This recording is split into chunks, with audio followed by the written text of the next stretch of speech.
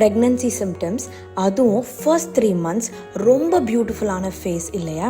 Pregnant ஆகிட்டீங்க அப்படின்னு தெரிஞ்சு அதை என்ஜாய் பண்ணுற அந்த ஃபேஸ் இட்ஸ் வெரி பியூட்டிஃபுல்.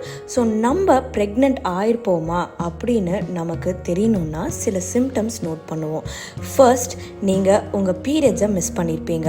அப்புறம் நம்ம ப்ரெக்னன்சி கிட் எல்லா மெடிக்கல்ஸ்லேயுமே கிடைக்கும். அதை வாங்கி அதில் நம்ம செக் பண்ணோன்னா நம்ம ப்ரெக்னெண்ட்டாக இருக்கோமா இல்லையான்னு நம்மளால் ஓரளவுக்கு கன்ஃபர்மேஷன் பண்ணிக்க முடியும். செகண்ட், அந்த மிஸ்ட் பீரியட்ஸ்க்கு அப்புறம் அந்த கிட்டில் ப்ரெக்னன்சி பாசிட்டிவ் அப்படின்னு வந்திருக்கு அப்படின்னா, ப்ரெக்னன்சி பாசிட்டிவ்னாலே ஒரு ஹார்மோன்ஸ் கால்ட் பீட்டா ஹெச்சிஜி, அந்த ஹெச்சிஜி லெவல் உங்கள் பாடியில் இன்க்ரீஸ் ஆக ஆக உங்களுக்கு வாந்தி, தலைவலி, பிரெஸ்ட் பெயின்னு நிறைய சிம்டம்ஸ் வர ஆரம்பிக்கும்.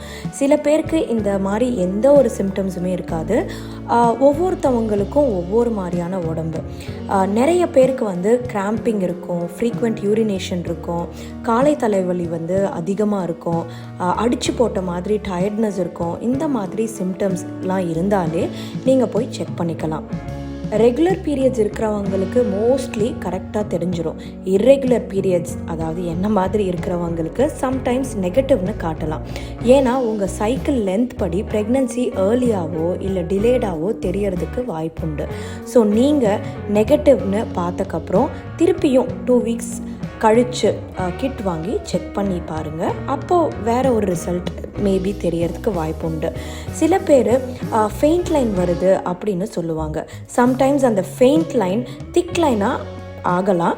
இல்லை 2 வாட்டி எடுத்தீங்க அப்பையும் ஃபெயிண்ட் லைன் தான் தெரியுது அப்படின்னு நீங்கள் உங்களுக்கு ஃபீல் ஆச்சு அப்படின்னா நீங்கள் டைரெக்டாக ஹாஸ்பிட்டல் போய் செக் பண்ணிவிடுங்க.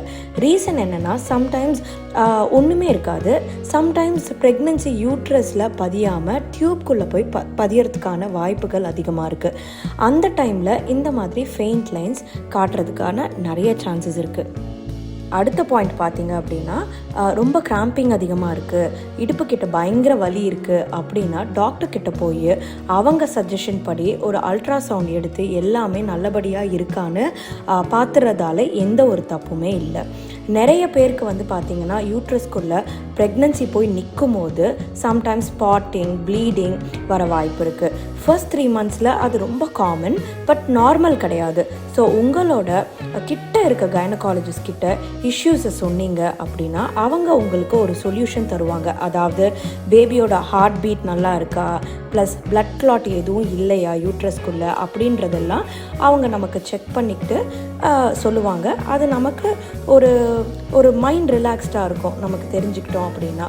அது மட்டும் இல்லாமல் நிறைய பேருக்கு ஒயிட் டிஸ்சார்ஜ் இருக்கலாம், ப்ளோட்டிங் இருக்கலாம், கான்ஸ்டிபேஷன், டைஜஷன் இஷ்யூஸ் நிறைய இருக்கிறதுக்கான வாய்ப்புகள் அதிகமாக இருக்குது. இது எல்லாமே ப்ரொஜெஸ்ட்ரான் அப்படின்ற ஹார்மோன்ஸ்க்கு கான்ட்ரிபியூட் ஆகுது.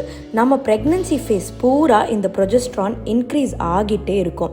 ஸோ இதனால தான் நமக்கு உடம்புல நிறைய சேஞ்சஸ் நடக்குது, ஹார்மோன்ஸ் இம்பேக்ட் ஆகுது, அதுவும் ஃபர்ஸ்ட் 3 monthsல. ஸோ இதை அவாய்ட் பண்ணுறதுக்கு என்ன பண்ணலாம் அப்படின்னா, மைண்ட்ஃபுல்லாக சாப்பிடணும்.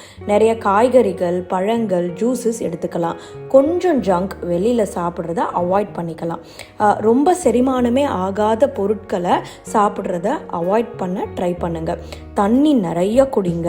உங்களோட கர்ப்பப்பைக்கு ரொம்ப அவசியமானது கேண்டு, டிண்டு, ஊறுகாய் இதெல்லாம் அவாய்ட் பண்ணிக்கிட்டீங்க அப்படின்னா நம்ம ஃபர்ஸ்ட் 3 monthsலேருந்து இந்த டைஜஷன் இஷ்யூஸ்லேருந்து நம்ம பயங்கரமாக எஸ்கேப் ஆகிடலாம். இந்த சிம்டம்ஸ் எதுவுமே வரலை அப்போனா நான் ப்ரெக்னென்ட் இல்லையா அப்படின்னுலாம் நீங்கள் வருத்தமே படாதீங்க. இப்போ இல்லைனாலும் நமக்கு கூடிய சீக்கிரம் நல்ல செய்திகள் வரும். தேங்க்யூ.